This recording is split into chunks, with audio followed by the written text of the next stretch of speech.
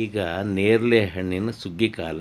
ನಮ್ಮ ದೇಶದ ಮೂಲ ಹೆಸರು ಜಂಬೂ ದ್ವೀಪ. ಜಂಬೂ ಅಂದರೆ ನೇರಳೆ, ದ್ವೀಪ ಅಂದರೆ ಸಮುದ್ರದಿಂದ ಆವರಿಸಿದಂಥ ಒಂದು ಪ್ರದೇಶ ಆಗಿತ್ತು ಅಂತ.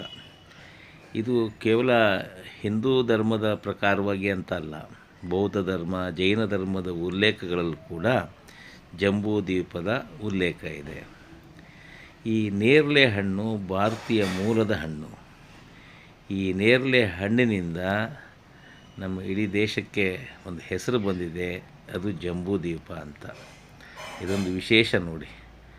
ಇಲ್ಲಿ ಆ ಕಾಲದಲ್ಲಿ ನೇರಳೆ ಮರಗಳು ಜಾಸ್ತಿ ಇತ್ತು ಕಾಣುತ್ತೆ.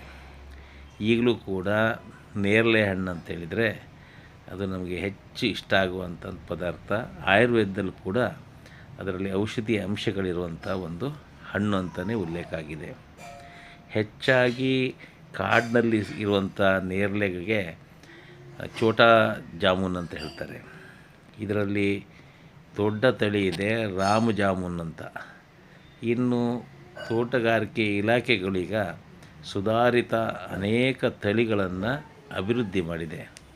ಹಾಗಾಗಿ ನೇರಳೆ ಹಣ್ಣನ್ನು ಬೆಳೆದು ಮಾರಾಟ ಮಾಡುವ ಮೌಲ್ಯವರ್ಧನೆಯ ಕೆಲಸ ಕೂಡ ಪ್ರಾರಂಭ ಆಗಿದೆ.